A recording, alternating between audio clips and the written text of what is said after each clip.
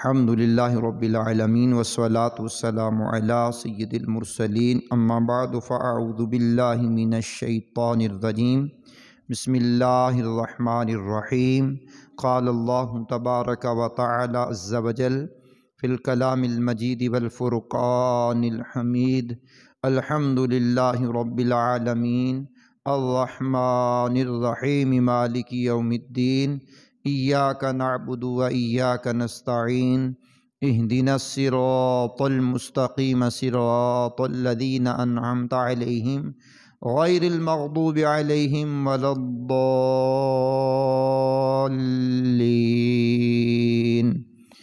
آمین۔ بسم اللہ الرحمن الرحیم قال اللہ تبارک و تعالی عز وجل فی شان حبیبہ الکریم الامین ان اللہ وملائکتہ یصلون علی النبی یا ایہا الذین آمنوا صلوا علیہ وسلموا تسلیما۔ درشی پڑھیں اللہم صلی علی سیدنا و مولانا محمد معدن الجود والکرم وآلہ وبارک وسلم صلاۃ و سلاما علیکہ یا سیدی یا رسول اللہ علیکہ صلاۃ والسلام۔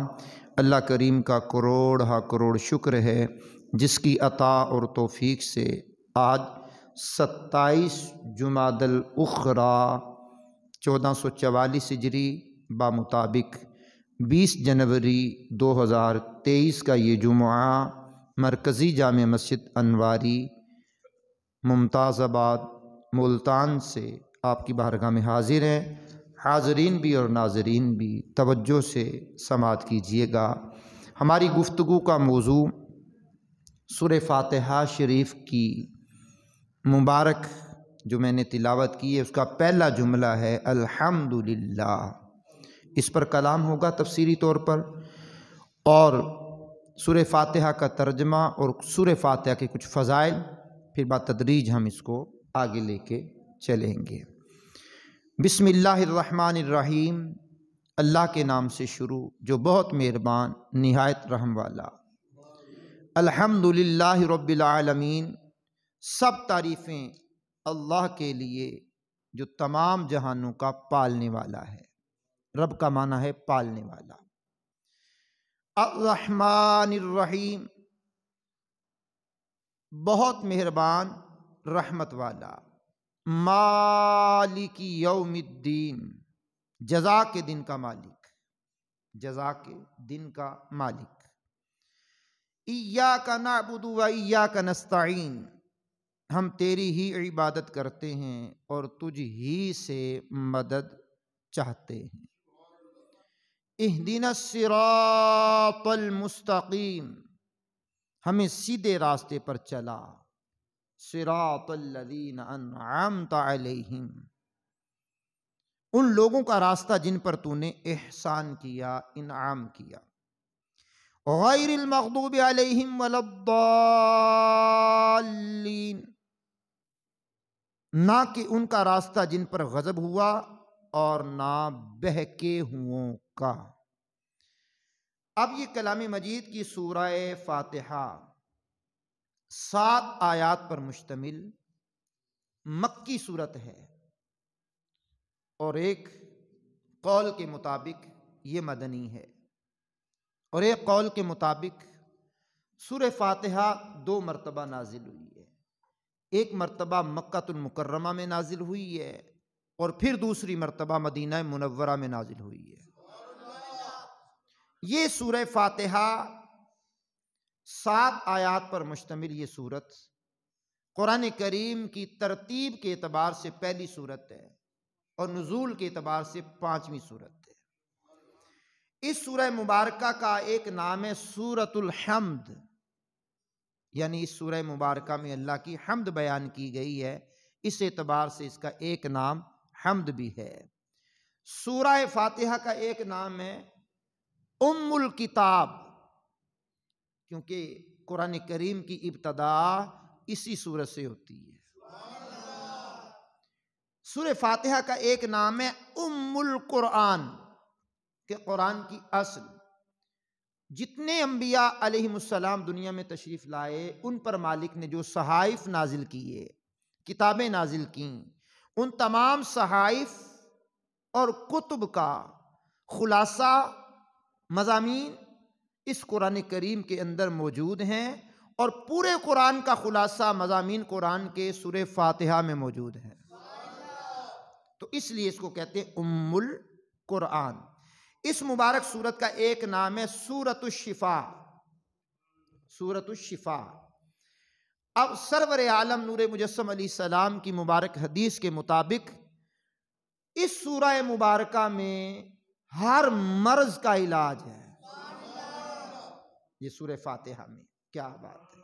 میرے کریم آقا کی حدیث ہے، فاتحۃ الکتاب شفاء من کل داء، یعنی سورہ فاتحہ میں ہر مرض کے لیے شفا ہے۔ اب سورہ فاتحہ کا ایک نام ہے رقیہ، رقیہ، را کاف یا اور ہا، رقیہ، اللہ اکبر، یعنی وہ سورت جس کے ذریعے دم کیا جاتا ہے، دم کیا جاتا ہے۔ کریم آقا علیہ الصلوۃ والسلام سورہ فاتحہ پڑھ کر لوگوں پہ دم بھی کرتے اور دم کرنے کا ارشاد بھی فرماتے۔ اب نمازی آدمی جو ہوتا ہے نا، تو کسی کے گھر چلا جائے یا بازار میں ہو یا دکان پہ ہو، تو وہ ٹوپی امامہ داڑھی شریف دیکھ کے لوگ کہتے ہیں یہ پرہیزگار ہے، نمازی ہے، یار مجھے دم کر دے، میرے بچے کو دم کر دیں، مجھے دم کر دیں، میں بیمار ہوں، فلاں معاملہ ہے۔ تو ہم کہتے ہیں نہیں نہیں، مجھے تو دم نہیں آتا، میں نہیں دم کرتا، مجھے نہیں آتا دم۔ تو حضور نبی کریم نے یہ دم پوری امت کو سکھایا ہے۔ یقین کامل ہونا چاہیے۔ اب سورہ فاتحہ پڑھ کر بندہ دم کر دے، اللہ دم میں برکت ڈال دے گا۔ اور حدیث ہے کہ سورہ فاتحہ میں ہر مرض کا علاج ہے۔ ڈاکٹر، حکیم، طبیبوں کے پاس جاؤ، کون کہتا نہ جاؤ؟ جائیے جناب، ڈاکٹروں کے پاس جائیے، حکیموں کے پاس جائیے، طبیبوں کے پاس جائیے، ہسپتال میں جائیے، جائیے جناب، ضرور علاج کیجیے، اپنے مرض کا علاج کیجیے، لیکن روحانی علاج بھی کیجیے جو اللہ کے قرآن میں نازل ہوئے سورہ فاتحہ، اس کو پڑھ کر بھی علاج کیجیے۔ تو یہ روحانی علاج پر بھی ہمارا یقین ہونا چاہیے، یقین کامل ہونا چاہیے۔ اب یہ مبارک جو سورت ہے، اس کے اندر اس کے بارے میں حضور نے اپنے پیارے صحابی انس بن مالک رضی اللہ تعالی عنہ سے کہا، اے انس، جب تم رات کو بستر پر لیٹتے ہو تو سورہ فاتحہ پڑھ لیا کرو، اللہ پاک اس کی برکت سے موت کے علاوہ ہر چیز سے تجھے امان عطا فرمائے گا۔ اب بستر پر لیٹتے ہوئے پڑھ لیا کرو۔ اب نوجوان کے ہاتھ سے موبائل چھوٹے تو بستر پر لیٹتے ہوئے پڑھے نا، یہ سوشل میڈیا جان چھوڑے تو بستر پر لیٹتے ہوئے پڑھے نا، یہ فلمیں، ڈرامے، بیہودہ چیزیں سوشل میڈیا کے ورکر جانتے ہیں، یہ بڑے بڑے موبائل جان چھوڑے تو بندہ کچھ پڑھے نا۔ اب تو سوشل میڈیا کے ورکر، ان کی اتنی لمبی زبانیں ہو گئیں، انہوں نے تو نماز کا بھی مذاق اڑانا شروع کر دیا۔ 2-4 نوجوان اکٹھے ہو جاتے ہیں، ایک کو امام بنا کر سامنے کھڑا کر لیتے ہیں، پیچھے شرارتیں کرتے ہیں، یا کوئی مریض بنا کر کے کرسی پہ بیٹھا ہوتا ہے، وہ قیام کرنے کے لیے کھڑا ہوتا ہے، پیچھے سے کرسی کھینچ لیتے ہیں، کسی کا مصلی کھینچ لیتے ہیں، کسی کو دھکا دے دیتے ہیں، کسی کو جناب والا ٹانگ مار دیتے ہیں، کسی کی ٹوپی اتار لیتے ہیں، کسی کا منہ بند کر دیتے ہیں۔ یہ کیا ہے؟ یہ مسلمان کہلاتے ہیں؟ یہ مسلمانوں کا عظیم شعار نماز ہے، اور مذاق کرنے کے لیے نماز ہی رہ گئی ہے؟ مذاق کرنے کے لیے نماز جیسا عظیم فریضہ ہی رہ گیا ہے؟ نہیں جی، یہ ریکارڈنگ کر کے اس کو وائرل کرتے ہیں، میرے ویور دیکھو کتنے زیادہ ہیں۔ لعنت ایسے بندوں پر جو شعار اسلام کا مذاق اڑائیں، جو شعار اسلام کا مذاق اڑائیں، کبھی فرشتوں کا مذاق اڑاتے ہیں، کبھی حوروں کا مذاق اڑاتے ہیں، کبھی قرآن کا مذاق اڑاتے ہیں، کبھی حجاب کا، پردے کا مذاق اڑاتے ہیں، کبھی روزوں کا مذاق اڑاتے ہیں، کبھی نماز کا مذاق اڑاتے ہیں، کبھی مسجدوں کا مذاق اڑاتے ہیں، مسجدوں کے اندر تصویریں بناتے ہیں۔ چلو فیک ہی کہہ لو، کیا ضرورت پڑی ہے مسجدوں میں آ کر کے ٹی وی لگا کر کے عجیب و غریب کام دیکھنے کی؟ کیا ضرورت پڑی ہے تمہیں؟ مسجدیں اللہ کی عبادت کے لیے ہیں، اللہ کو راضی کرنے کے لیے ہیں، اللہ کی عبادت کے لیے مسجدیں بنائی ہیں۔ تو سوتے ہوئے اللہ کا قرآن پڑھ کے سو جائیے، سوتے ہوئے درود شریف پڑھ کے سو جائیے، سوتے ہوئے قرآن کی تلاوت کر کے سو جائیے. سورہ یاسین پڑھیے, سورہ واقعہ پڑھیے, سورہ دخان پڑھیے, سورہ ملک پڑھیے, سورہ حشر کی آخری آیات پڑھیے, سورہ بقرہ کی ابتدائی آیات مفلحون تک پڑھیے, آخری آیات آمن الرسول سے لے کر ختم تک پڑھیے, اور آیت الکرسی پڑھیے, استغفار کیجئے. ہو سکتا ہے کہ ہم سو رہے ہیں اور سوتے ہی سوتے رہ جائیں, اٹھے ہی نہ تو, لیکن یہ سوشل میڈیا, اسی جو اسکرین ہے نا, موبائل کی اسکرین, اس کا ٹائم ڈوریشن تھوڑا کم کیجئے جناب, اللہ کے ذکر کو ٹائم دیجئے. تو حضور نے اپنے صحابی کو بتایا لیٹنے کے لیے بستر پر جاؤ تو سورہ فاتحہ پڑھ لینا, موت کے علاوہ ہر چیز سے امان ہے. تو لیٹے ہوئے جب پڑھیں گے تو ٹانگیں سمیٹ لیں گے, ٹانگیں سمیٹ لیں گے, ٹانگیں اکٹھی کر لیں گے نا. لیٹے لیٹے جب کوئی وظیفہ پڑھیں گے یا قرآن کی آیت پڑھیں گے تو ٹانگیں سمیٹ لیں گے تاکہ یہ ادب بھی رہے. اب سورہ فاتحہ جو میں نے آپ کے سامنے اس کا ترجمہ سنایا ہے اور اس کے کچھ فضائل پڑھے ہیں آپ کے سامنے, اس کے اندر بنیادی طور پر 4 مضامین ہیں. 4 مضامین ہیں اس کے اندر.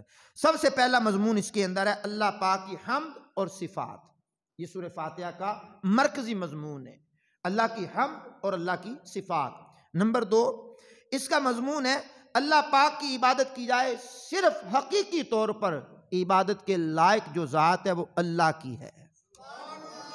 تیسرا اس کا مرکزی مضمون جو ہے وہ یہ ہے کہ صراط مستقیم پر چلنے کی دعا بندہ رب سے کرتا ہے, اہدنا الصراط المستقیم.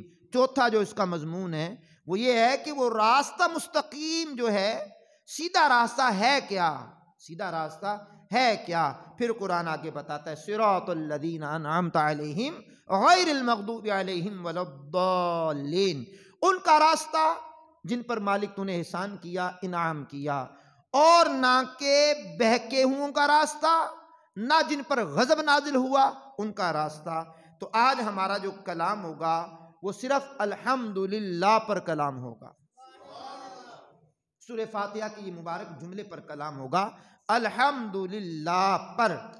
الحمدللہ رب العالمین کا مطلب ہے سب خوبیاں اللہ کو جو مالک سارے جہان والوں کا ہے. اسی ایک مبارک جملے الحمدللہ کا معنی علماء نے جب لکھا تو اس ایک مبارک کلمے کے 40 معنی لکھے ہیں. اسی ایک کے میں پہلا معنی پڑھ رہا ہوں آپ کے سامنے. ہر تعریف خواہ وہ کوئی بھی کرے, کسی بھی وقت کرے, کسی بھی وقت کسی بھی مقام پر کرے, کسی بھی حالت میں کرے, ہر طرح کی تعریفات ہمیشہ ہمیشہ سے اللہ رب العالمین اس کا مستحق کے حقیقی ہے.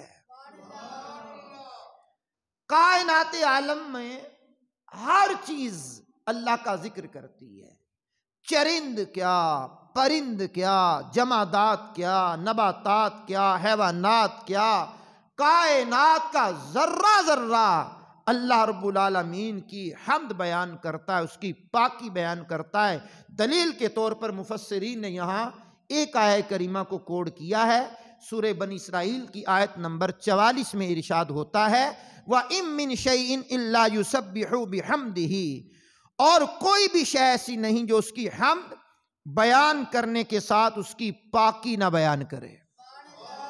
گویا معلوم ہوا اونچے اونچے پہاڑ, یہ لمبے لمبے درخت, خوبصورت پھول, رسیلے پھل, یہ پودے, فضائیں, ہوائیں, بادلوں سے ٹپکتی ہوئی بارش کی بوندیں, یہ کہکشائیں, یہ چاند, سورج, ستارے, غرض کائنات کی ہر چیز اللہ پاک کی پاکی بیان کرتی ہے, یعنی اس کی حمد بیان کرتی ہے. مفسرین نے لکھا ہے چھت کا چٹکنا اور دروازے کے کھولنے کی آواز یہ بھی اللہ کی تسبیح بیان کرتی ہے.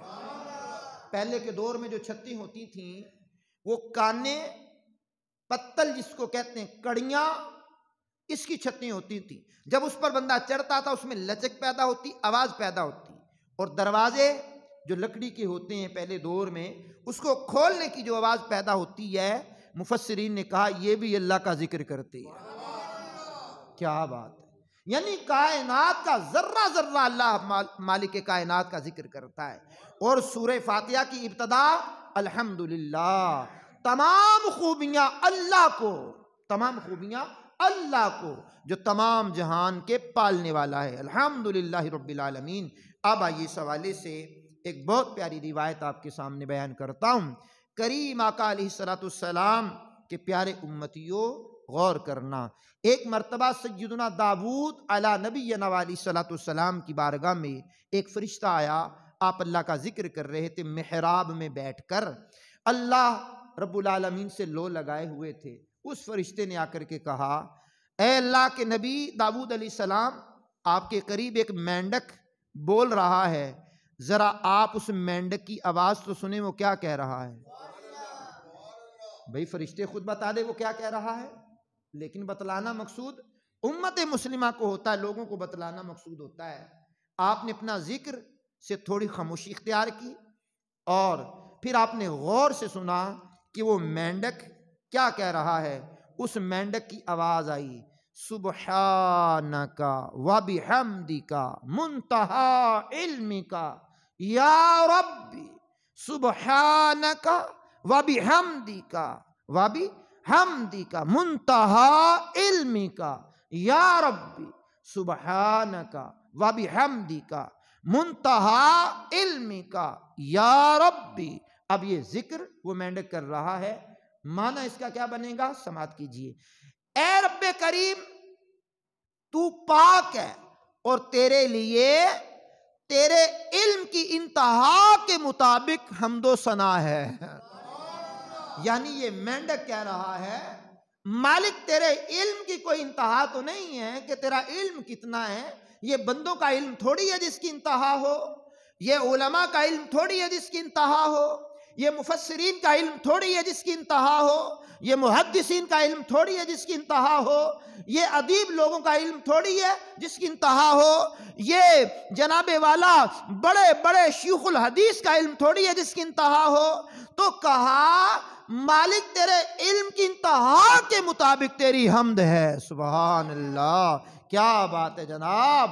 پتا پتا، بوٹا بوٹا، ذکر خدا میں کھویا، ڈالی ڈالی، غنچہ غنچہ، ذکر خدا میں کھویا، کمری کمری، توتی توتی، بل بل بل بل بل بل، حامد چڑیا مینا، ہر پروانہ ذکر خدا میں کھویا۔ سبحان اللہ۔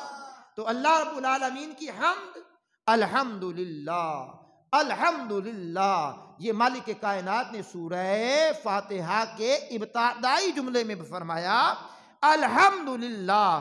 تو قرآن کی ابتدائی جو جملے ہیں بسم اللہ کے بعد وہ یہی ہیں، الحمدللہ۔ تو اس تسبیح کو اللہ بڑا پسند فرماتا ہے، اس تسبیح کو مالک بڑا پسند فرماتا ہے۔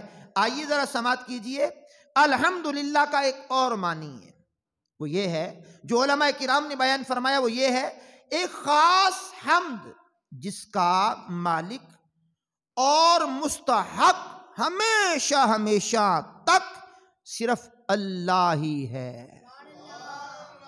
حمد، تعریف ہمیشہ ہمیشہ سے جس کی ہوتی رہی، ہو رہی ہے، قیامت تک ہوگی، وہ اللہ رب العالمین کی ذات والا صفات ہے۔ اللہ کی حمد جو میرے رسول کریم صلی اللہ علیہ وسلم نے کی ہے، وہ سب سے بلند و بالا حمد ہے۔ اب آپ سماعت کریں گے تو مالک کائنات کی جو حمد ہے، مالک کائنات کی جو حمد ہے، ہر حال میں ہمیں کرتے رہنا چاہیے۔ الحمدللہ کے بنیادی معنی دو ہیں۔ آئیے اب یہ سیکھنے کے تقاضے اور 40 جو معنی علماء نے بیان کیے، وہ تو بہت لمبی بات ہے، اس میں سے 2 معنی میں نے آپ کے سامنے بیان کیے۔ اس تعلق سے پہلی بات جو ہمیں سیکھنے کو ملی ہے وہ یہ ہے کہ اللہ پاک ہر نقص، ہر عیب سے پاک ہے، تبھی تو وہ تمام تعریفوں کا مستحق ہے۔ لہذا ہم پر لازم ہے ہم اللہ پاک کو ہر طرح کے نقص عیب سے پاک مانیں، ہرگز اس پاک ذات کی جانب کسی ادنا سے ادنا عیب کی نسبت بھی نہ کریں، جس طرح ہمارے عمومی طور پر لوگ کہا کرتے ہیں اللہ ہماری سنتا ہی نہیں۔ بھائی جان، کس نے کہہ دیا وہ سنتا نہیں؟ وہ سمیع ہونا اس کا قرآن سے ثابت ہے، اس کا سمیع ہونا قرآن سے ثابت ہے۔ تو نے کس طرح کہہ دیا اللہ ہماری سنتا ہی نہیں ہے؟ تو سننے والا ہے، وہ تو سینوں میں چھپے ہوئے راز بھی جاننے والا ہے، علیم بذات الصدور، سینوں کے اندر چھپی ہوئی باتوں کے بھی جاننے والا ہے۔ تو جس نے یہ کہا اللہ ہماری سنتا نہیں، اللہ کو اس نے عیب دار ثابت کیا۔ نہ سننا عیب ہے، اور اللہ ہر عیب سے پاک ہے، اللہ ہر عیب سے پاک ہے۔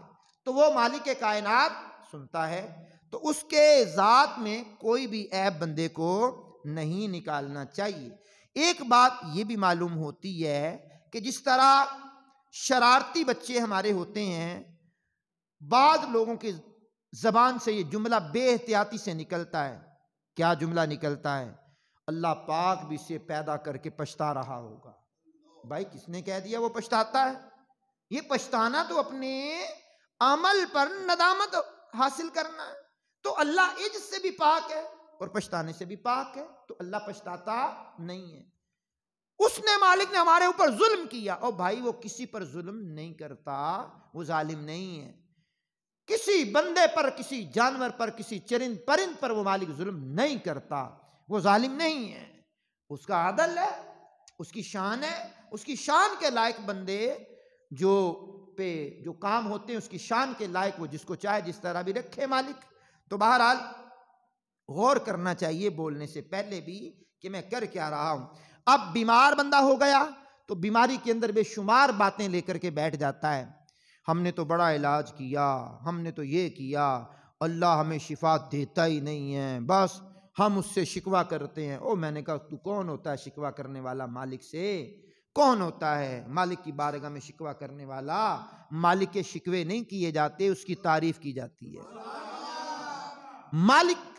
مالک اس کی تعریف کی جاتی ہے، اس کی حمد بیان کی جاتی ہے، الحمدللہ کہہ کر اس مالک کی تسبیح پڑھی جاتی ہے، الحمدللہ کہہ کر اس مالک کی تسبیح پڑھی جاتی ہے۔ جناب ایوب علی نبینا علیہ الصلوۃ والسلام انبیاء میں وہ پیغمبر ہیں جن پر آزمائشوں کے پہاڑ توڑے گئے، آزمائشوں پر آزمائشیں آئیں، ان کے مویشی مر گئے، اولاد فوت ہو گئی، مکانات گر گئے، جسم میں بیماری آئی۔ اب وہ بیماری ایسی نہیں جو لوگوں نے من گھڑت باتیں بنائی ہوئی ہیں، اس کے جسم میں کیڑے پڑ گئے، وہ کیڑا جب نیچے گرتا پھر جسم میں رکھ لیتے۔ میں نے کہا بھائی یہ ایسی کوئی روایتیں نہیں ہیں، جو روایتیں ہیں علماء اس کا انکار کرتے ہیں، اسرائیلی روایتیں ہیں، اسرائیلی روایتیں گھڑی ہوئی ہیں، من گھڑت ہیں۔ اللہ کسی پیغمبر کو ایسی بیماری نہیں دیتا جس بیماری کی وجہ سے لوگ اسے گھن کریں، جب گھن کریں گے تو دور بھاگیں گے، دور بھاگیں گے تو پیغمبر کے قریب کیسے آئیں گے؟ تو اللہ اپنے پیغمبروں کو ایسی بیماریاں نہیں دیتا۔ بیمار ہوئے ایوب علیہ السلام، اس کا انکار نہیں ہے، بیمار ہوئے، لیکن بیماری کا یہ انداز بیان کرنا غلط ہے جو میں نے ابھی پچھلے جملوں میں بیان کر دیا، پچھلے جملوں میں بیان کیا۔ بیمار ہوئے، آزمائش آئی، اولاد انتقال کر گئی، مکانات گر گئے، مویشی مر گئے، غلام سارے چلے گئے، اور ایک آپ کی باوفا بیوی آپ کے ساتھ رہی۔ لمبا پیریڈ گزرا ان کا آزمائشوں کا، لیکن زبان پہ شکوائے رنج و علم لایا نہیں کرتے، نبی کے نام لیوا غم سے گھبرایا نہیں کرتے۔ آزمائشوں کا پیریڈ ختم ہوا، آزمائشوں کا پیریڈ ختم ہوا، شفا مالک نے عطا فرمائی۔ ملفوظات اعلیٰ حضرت میں اعلیٰ حضرت سے سوال کیا گیا، اس سوال کے جواب میں امام اہل سنت نے بہت پیاری بات بیان کی۔ جب آزمائشیں ختم ہوئیں تو انہوں نے بارے الہ میں کہا، ایوب علیہ السلام نے، اے اللہ میرا صبر کیسا رہا؟ اب بندہ کہتا ہے نا میں نے بیان کیسا کیا، میں نے نعت کیسی پڑھی، میں نے مسجد کیسے بنائی، میں نے مدرسہ کیسا بنایا، میں نے لوگوں کو کھانا کیسے کھلایا، میں نے لوگوں کی میزبانی کیسے کی۔ یہ بندے کی فطرت ہے۔ اللہ کے پیغمبر نے کہا مالک میرا صبر کیسا رہا، جو میں نے اتنی آزمائشوں میں صبر کیا میرا صبر کیسا رہا۔ امام اہل سنت ملفوظات میں لکھتے ہیں مالک کائنات کا جواب ملا، اس صبر کو کس نے دیا؟ صبر کس کی طرف سے تھا؟ اس صبر پر جناب والا صبر کس نے دیا، صبر کرنے کی توفیق کس نے دی؟ تو فوراً کہا مالک صبر تو نے دیا ہے۔ تو جب اللہ نے صبر دیا ہے تو اللہ کا شکر ادا کیجئے، اللہ کریم کا شکر ادا کیجئے۔ الحمدللہ آج ہمارا موضوع سورہ فاتحہ کا ترجمہ سنانے کے بعد الحمدللہ پر کلام کر رہا ہوں۔ الحمدللہ، الحمدللہ ہمارا موضوع سخن ہے آج کے جمعے کا، الحمدللہ۔ تو اس حوالے سے دو تین باتیں اور آپ کی بارگاہ میں جلدی سے پیش کر دیتا ہوں۔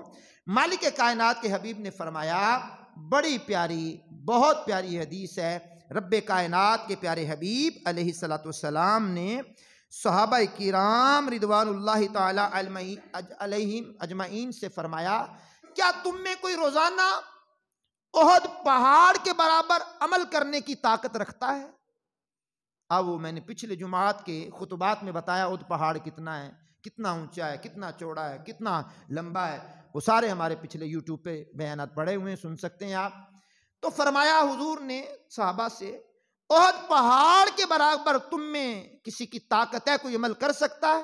صحابہ کرام نے پوچھا، پوچھنے پر عرض کی جانے کائنات علیہ السلام، ہم میں سے تو کوئی ایسا نہیں ہے جس کے اندر یہ طاقت ہو کہ وہ احد پہاڑ کے برابر عمل کر سکے۔ کریم آقا رحیم آقا علیہ السلام نے ارشاد فرمایا، الحمدللہ کہنا احد پہاڑ سے زیادہ عظمت والا ہے۔ سبحان اللہ ضرور پڑھیے، لیکن الحمدللہ اونچی پڑھیے، پھر پڑھیے الحمدللہ، پھر پڑھیے الحمدللہ۔